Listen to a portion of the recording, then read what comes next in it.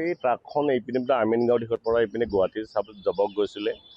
তাৰপিছত মানে তেওঁ হয় টায়াৰ ব্ৰাছ হৈছে নহ'লে টোপনি আহিছিলে নেকি, টাৰ্ণিং নাছিলে নহয় ওপৰত, এইটো চিধা হৈ বাগৰি পৰিলে। এইটো বাগৰি পৰি ইয়াতে হৈছে।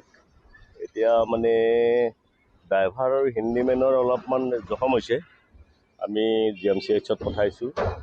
বাকী এইখন কেনেকৈ ৰিকভাৰী কৰিব পাৰোঁ মানে এইটো হাইড্ৰা আৰু ক্ৰেংক মতা হৈছে, এতিয়া আহি পাব। ওপৰৰ পৰা দাঙি পেলাই পাৰি নে এনেকৈ পাৰি চেষ্টা কৰি আছোঁ, চাই লওঁ।